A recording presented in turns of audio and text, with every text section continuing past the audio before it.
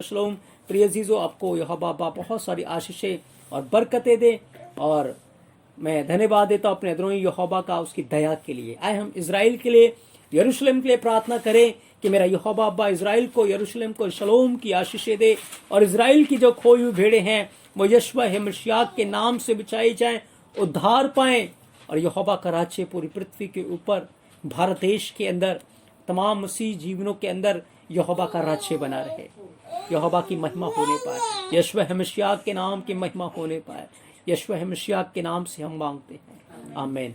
तो प्रिय अजीजों, हम पिछले भाग में खैत के विषय में सीख रहे थे और हमने खैत के विषय में सीखा कि खैत की जो पिक्टोग्राफ है वो 12 है, खैत की जो न्यूमेरिक वैल्यू 8 है और खैत को किस प्रकार से उसके जो न्यूमेरिक वैल्यू है वो किस बात की ओर इशारा करता है। हमने सीखा कि वो एक नई शुरुआत है और हमने देखा कि 8 प्राणियों के द्वारा कैसे यहोवा ने पृथ्वी की एक नई शुरुआत की, एक नई जनरेशन इस पृथ्वी के ऊपर आई। और प्रिय अजीजों, हमने जब खैत को खोला तो हमने देखा कि उसके अंदर कैसे 2 वाव है और एक योद है। वहां पर हमें दुख भोगी कलीसिया नजर आई और यशवा मसीह नजर आए और उनके ऊपर यहोवा का हाथ नजर आया। जिस प्रकार से जब यीशु मसीह दुखों को उठा रहे थे और यहोवा के हाथ ने कलीसिया को, यशवा मसीह को संभाल के रखा और यशवा मसीह ने अपनी आत्मा को यहोवा के हाथों में सौंप दिया, उसी प्रकार से कलीसिया भी दुख सुख भोगी है और यहोवा का हाथ भी कलीसिया को संभाल रहा है, कलीसिया के ऊपर है और सच में कलीसिया को भी अपनी आत्मा को यहोवा के हाथों में सौंपना है। और कलीसिया जिस प्रकार से यीशु मसीह पिता के दाहिने हाथ जाकर बैठ गया और यीशु मसीह ने कहा कि जो जय पाएगा उसे मैं भी अपने साथ अपने सिंहासन पर बैठने का अधिकार दूंगा। तो सच में हमें भी जय पाकर यीशु मसीह के साथ उसके सिंहासन पर बैठना है। और हमने देखा कि जब हमने उसको प्लस किया था खोल कर तो 2 वाव और एक योद है और उसकी जो वैल्यू है वो 22 है और 22 में क्रूस के पास लेकर आया, हमें यीशु मसीह के साथ पीछे चलना है। और प्रिय अजीजों, आज के भाग के अंदर हम खैत के पिक्टोग्राफ के ऊपर स्टडी करेंगे, पिक्टोग्राफ के विषय में सीखेंगे कि पिक्टोग्राफ का क्या आत्मिक रहस्य और क्या भविष्यवाणियां, क्या भेद यहोवा एलोहिम ने उसके पिक्टोग्राफ में और उसके अल्फाबेट्स के अंदर भी छुपा कर रखा हुआ है। प्रिय अजीजों, तो गौर करें, इब्रानी भाषा में जब हम खैत की पिक्टोग्राफ देखते हैं तो वो 12 है। प्रिय अजीजों, 12 और 12 से हम क्या समझते हैं? ये एक तरीके का आप समझिए सुरक्षा कवच है, एक घेरा है, ऐसा घेरा है जिसके अंदर जो व्यक्ति है वो सुरक्षित है। और ये जो खैत है वो खैत यहोवा के वचन का 12 है। इसकी जो पिक्टोग्राफ हम बिब्लिकल तौर पर इसकी पिक्टोग्राफ को जो हम लेंगे वो यहोवा के वचन का 12 है, विश्वासी के लिए, कलीसिया के लिए। प्रिय अजीजों, गौर करें, जिस देश के अंदर हम रहते हैं हर देश की एक बॉर्डर होती है, एक सीमा होता है और हर देश अपने बॉर्डर के चारों ओर, अपनी सीमा की चारों ओर अपने सैनिकों को लगा कर रखता है, आर्मी को तैनात करके रखता है और वहां पर वो बड़े बड़े हथियारों को रखता है कि दुश्मन यदि अटैक करेगा तो हम उसका सामना कर सकेंगे।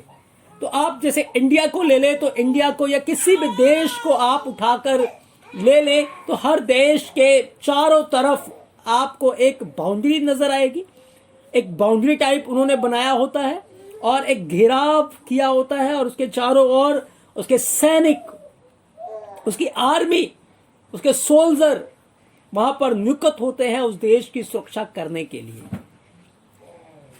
और क्योंकि सोल्जर वहां पर उस देश की रक्षा के लिए सरहद के ऊपर, उस सीमा के ऊपर, उस बाड़े के छोर के ऊपर वो निगरानी कर रहे हैं, वो मिसाइल लेकर या वो अपनी जान का जोखिम उठाकर वो युद्ध को लड़ने के लिए वहां हर समय तैनात रहते हैं। इस कारण से मैं और आप अपने अपने घरों के अंदर, अपने अपने जगहों में सुरक्षित है और बड़े चैन की नींद सोते हैं। हमें खतरा नहीं है कि कभी कोई दुश्मन आकर हम पर अटैक करेगा और हम बहुत ही महफूज अपने आप को महसूस करते। क्यों?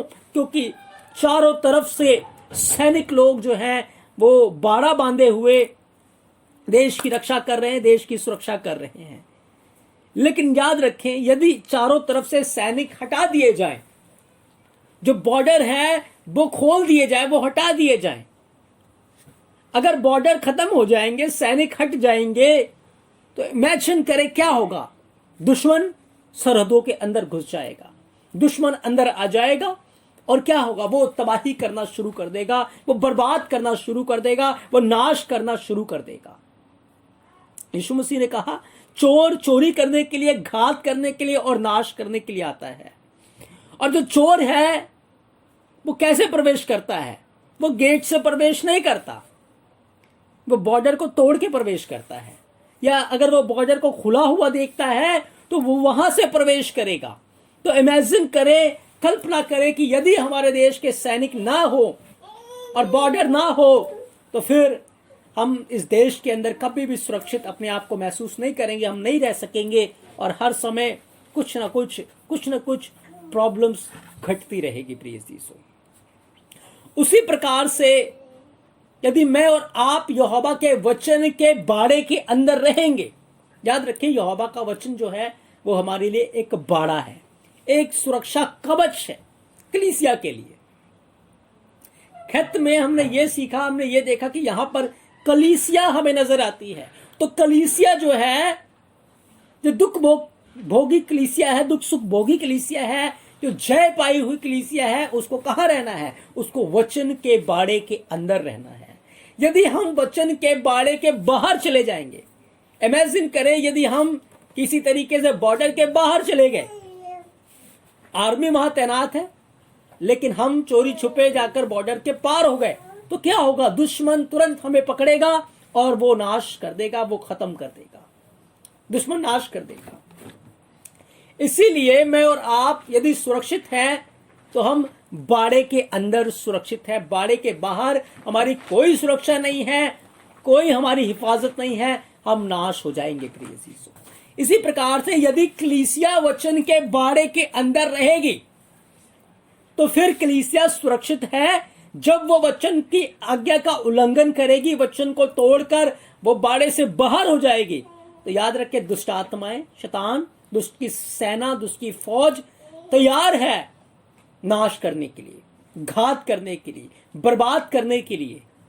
इसीलिए हमारी जो सुरक्षा है वो कहां पे है? वो बाड़े के अंदर है। अब बाड़े को हम इस प्रकार से देखते हैं कि चारों तरफ बाउंड्रीज है, सैनिक तैनात हैं और वो वहां पर रहते। याद रखें, जब हम यहोवा के वचन की पालना करते हैं, यहोवा के आज्ञा की पालना करते हैं, यहोवा के हुक्मों की पालना हम करते हैं, तो फिर यहोवा का वचन हमारे चारों ओर एक बाड़ा बनाता है। और यहोवा के दूत, लिखा है यहोवा के जो डरवैये हैं उनके चारों ओर उसके दूत छावनी किए हुए उनको बचा लेते हैं। तो स्वर्ग दूत वहां मौजूद है जहां वचन की महिमा है, जहां वचन का जलाल है।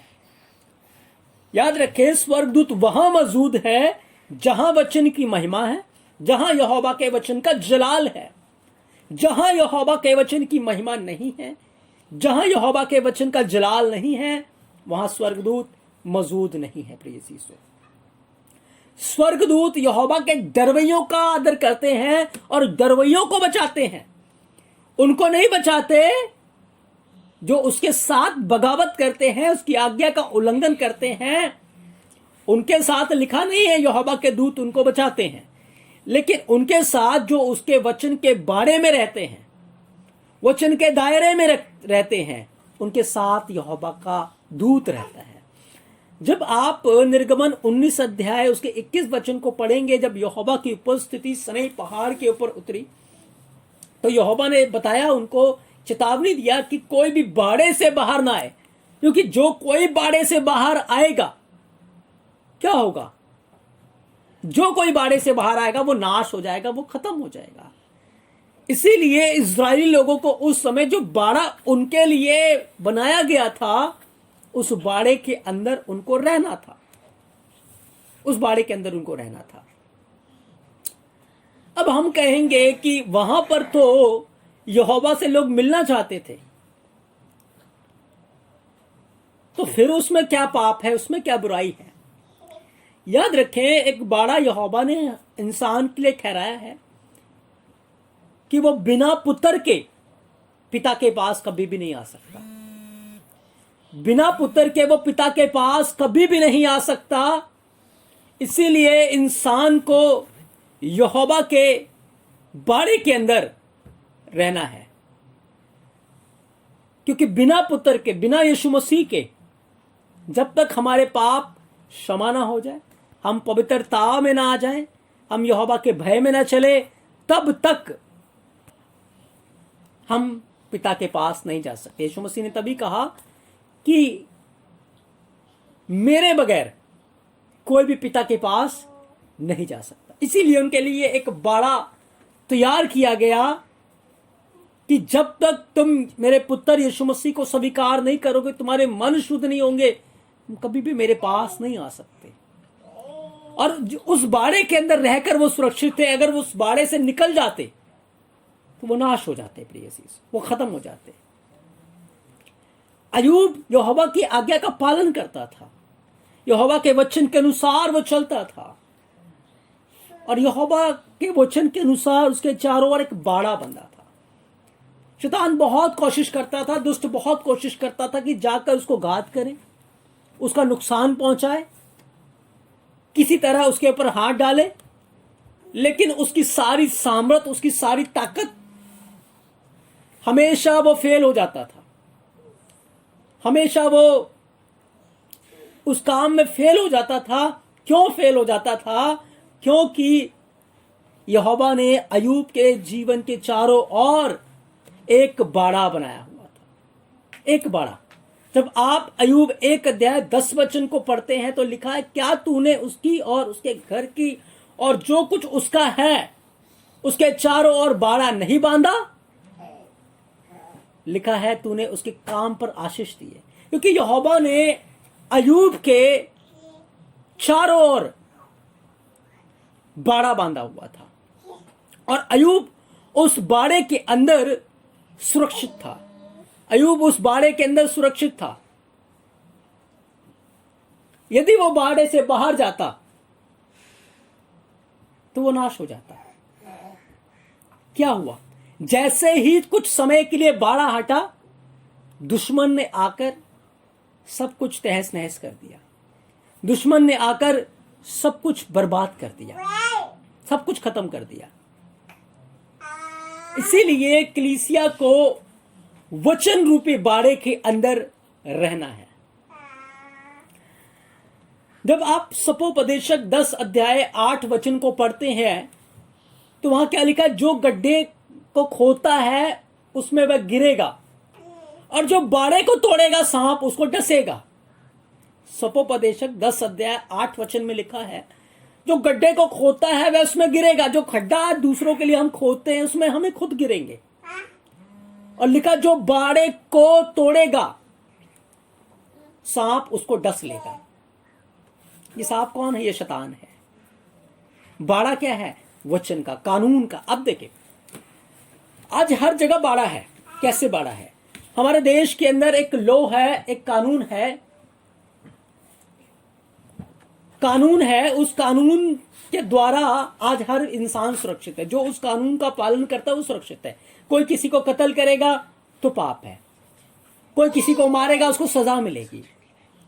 रिश्तों के अंदर एक नियम है, माँ बाप का, हस्बैंड वाइफ का, हर किसी का एक नियम है। यहोवा ने वचन के बाड़े को रखा है, या हमारी लॉ जो है, कानून है, उस तरीके से सारा मैनेज। और जो उस बाड़े में रहता है वो सुरक्षित है। जैसे ही उसने उस बाड़े को, उस नियम को, उस कानून को तोड़ दिया, वैसे ही क्या होगा? उसको सजा मिलेगी। उसको सजा मिलेगी। किसी ने किसी का कत्ल किया, क्या होगा? वो नाश की ओर बढ़ जाएगा। किसी ने किसी को मारा, क्या होगा? उसको भी उसकी कीमत चुकानी पड़ेगी। उसको भी मारा जाएगा, उसको भी घात किया जाएगा। यदि प्रिय अजीजों, अगर किसी ने किसी के साथ बुरा किया तो उसके साथ भी बुराई होगी। अब याद रखें, यहोवा के वचन का दायरा, वचन का बाड़ा हमारे जीवन के साथ है, हमारे साथ है। अगर हमने उस बाड़े को तोड़ा, जैसे यहोवा का वचन कहता है, तू व्यभिचार मत करना, तू चोरी मत करना, तू पर स्त्री गमन मत करना, और जैसे ही हमने बाड़े को तोड़कर वो गुनाह किया, वैसे ही क्या होगा, जैसे ही गुनाह किया सांप लिखा डसेगा। पाप, दुष्ट, शैतान जो है वो डसने के लिए तैयार है। क्यों डसने के लिए तैयार है? क्योंकि हम बाड़े से बाहर हैं।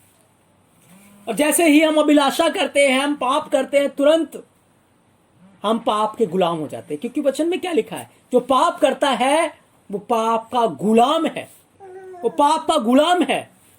तो प्रिय अजीजों, हमें बहुत सावधान रहना है कि हमारे लिए जो बाड़ा यहोवा ने तैयार किया है, तय किया है, वचन का बाड़ा, हम उस बाड़े में रहें, हम उस बाड़े के अंदर अपना जीवन व्यतीत करें। क्योंकि जैसे ही हम बाड़े को तोड़ेंगे, सांप डसने के लिए तैयार है, शैतान डसने के लिए तैयार है, शैतान घात करने के लिए तैयार है। प्रिय अजीजों, जो रिश्तों के अंदर बाड़ा है, यदि हमने उस बाड़े को क्रॉस किया तो क्या होगा, हम पाप में गिर जाएंगे और दुष्ट तैयार है डसने के लिए। इसीलिए यदि हर जगह, हर समय, हर पल हम यहोवा के वचन रूपी कवच के अंदर रहेंगे, बाड़े के अंदर रहेंगे, उस सुरक्षा के अंदर रहेंगे, तो याद रखें, दुश्मन हमें छू नहीं सकता, शैतान की सारी कौमें, फौज हमें नहीं छू सकती। लेकिन जैसे ही आप बाड़े को क्रॉस करेंगे, जैसे ही आप बाड़े को क्रॉस करके पाप करेंगे, याद रखिए, तुरंत दुष्ट डंक मारने के लिए तैयार है। फैसला हमें लेना है, हमें बाड़े में रहना है या बाड़े से बाहर रहना है। जैसे ही आप मुंह से कुछ गलत शब्द को बोलेंगे, आप बाड़े से बाहर हो जाएंगे। जैसे ही आपकी नजरें गलत देखना शुरू करेंगी, आप बाड़े से बाहर हो जाएंगे। जैसे ही आप बुराई की कल्पना करेंगे, आप बाड़े से बाहर हो जाएंगे। इसीलिए खत हमें सिखाता है कि कलीसिया को, जय पाए हुए व्यक्ति को कहां रहना है, उसको बाड़े में रहना है, उस सुरक्षा कवच में रहना है जिस सुरक्षा कवच में यहोवा ने हमें रखा है। हम उसके वचन में रहकर, उस बाड़े में रहकर सुरक्षित है। प्रिय यीशु, हमें उसके वचन के दायरे के अंदर रहना है, उसके वचन की आज्ञाओं में रहना है, उसके हुक्मों में रहना है, तभी हम सुरक्षित है। क्योंकि वचन में लिखा, जो गड्ढा खोदेगा उसमें गिरेगा, जो बाड़े को तोड़ेगा है, सांप उसे डसेगा। और जैसे ही हम बाड़े से बाहर आते हैं, हमारे जीवन के ऊपर तकलीफें आना शुरू होती है। गुनाह के कारण पाप हमारे जीवन के ऊपर, पाप के कारण विपत्तियां हमारे जीवन के ऊपर आती है, भिन्न प्रकार की प्रॉब्लम्स आती हैं, और दुष्ट नेगेटिविटी को, पाप को हमारे जीवन पे लेकर आता है। क्योंकि जो पाप करता है वो पाप का गुलाम हो जाता है। प्रिय चीजों, हमें सावधान रहना है कि हर पल, हर समय हम यहोवा के वचन रूपी बाड़े में रहें। एक दृष्टांत यीशु मसीह ने इसका दिया है।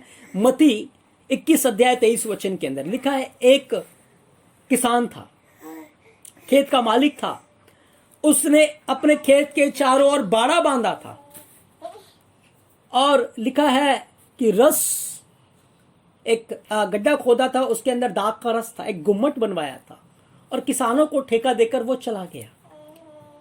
और जब फल का समय आया तो स्वामी ने अपने दासों को भेजा कि जाओ फल लेकर आओ, लेकिन किसानों ने क्या किया, उनको मारा, पीटा और वापस भेज दिया।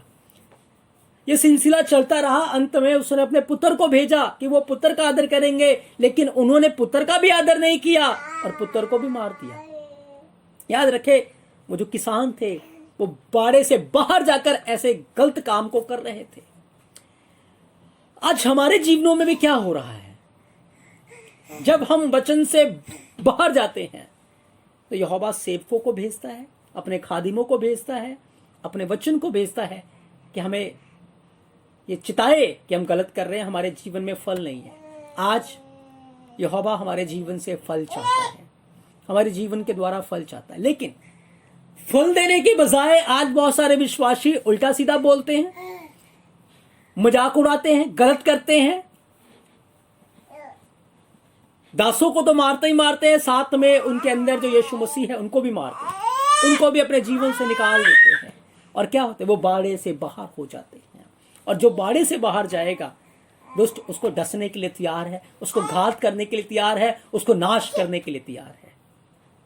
हमें अपने जीवनों को चेक करना है। आज हम कहाँ हैं? हम बाड़े के अंदर हैं या बाड़े से बाहर हैं? हम यहोवा के हाथ के नीचे हैं या हाथ से बाहर? तभी पतरस कहता है यहोवा के बलवंत हाथों के नीचे अपने आप को दीनता से रखो, जिसे वह उचित समय पर तुम्हें बढ़ाए। प्रिय अजीजों, खैर हमें यह सिखाता है कि हमें वचन के दायरे में रहना, उस दायरे में रहकर ही हम सुरक्षित हैं। हर जगह यहोवा ने दायरे को निकट किया है, हर जगह यहोवा ने बाड़े को रखा है। और ये वचन का बाड़ा हमें यह सिखाता है कि हमें किससे कैसे बात करनी, किससे कैसे नहीं करनी, किसके साथ कैसे व्यवहार करना, किससे नहीं करना। हर तरीके की बात ये वचन का बाड़ा हमें गाइड करता है। लेकिन जैसे ही आप बाड़े को क्रॉस करेंगे, अपने लिए मुसीबत को, विपत्ति को ले आएंगे और आप पाप में गिर जाएंगे। और दुष्ट तैयार है डसने के लिए, घात करने के लिए, नाश करने के लिए। हमें सावधान रहना है। बहुत बार हम अपने जीवनों में क्या करते हैं? हम बाड़े से बाहर जाते हैं। जैसे ही आपको पता लगता है मैं पाप करके बाड़े से बाहर जा रहा हूं, तुरंत तौबा करके बाड़े में आ जाए, नहीं तो फिर दुष्ट नाश करने के लिए तैयार है, डसने के लिए तैयार है। आज हमें इन वचनों के द्वारा सीखना है कि हम बाड़े के अंदर हैं या बाड़े से बाहर हैं। हम अपने जीवन को के ऊपर गौर करें प्लीज। तो हमने खेत की पिक्टोग्राफ के विषय में सीखा। अब जब हम खेत को खोल कर लिखते हैं तो उसकी जो स्पेलिंग है वो खेत, योद और तब है प्रिय यीशु। अब देखिए यहाँ क्या रहस्य, क्या भेद यहोवा एलोहिम ने छुपा कर रखा था, क्या भविष्यवाणी छुपा कर रखा था। क्योंकि जो खेत है वो यहोवा ने स्टार्टिंग में ही रखा था, जब उत्पत्ति की सृष्टि की नींव भी नहीं रखी गई थी, सृष्टि को बनाया भी नहीं गया था, उससे पहले ही यहोवा का ये पवित्र भाषा था, पवित्र शब्द था प्रिय अजीजों। और इस शब्द के अंदर क्या रखा था? जब हम इसको खोलते हैं तो हमें यहाँ पर क्रूस मिलता है और यहाँ पर खाए मिलता है। खाए का अर्थ है जीवन। और यहोवा खेत के अंदर दिखा रहा था कि एक दिन आएगा जब क्रूस के ऊपर से जीवन जल की नदियां फूट निकलेगी, जीवन बहेगा। और यीशु मसीह ने कहा जब मैं ऊंचे पे चढ़ाया जाऊंगा, क्रूस के ऊपर चढ़ाया जाऊंगा, तो फिर बहुतों को अपने पास खींचूंगा, मेरे अंदर से जीवन निकलेगा। वहां जीवन की रोटी निकली है, जीवन का पानी निकला है, जीवन जल की नदियां फूट निकली है। वहां से कलीसिया के लिए एक जीवन का रास्ता निकला है। कहां से? क्रूस से। और यह सुसमाचार का पैगाम जो है यहोवा ने आज नहीं पर पहले से ही, आदि से ही हमारे लिए कंसील करके रखा हुआ था।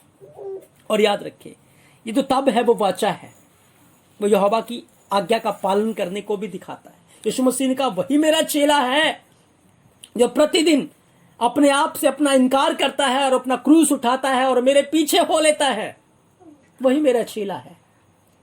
तो याद रखें यहां पर अनंत जीवन का मार्ग भी छुपा है।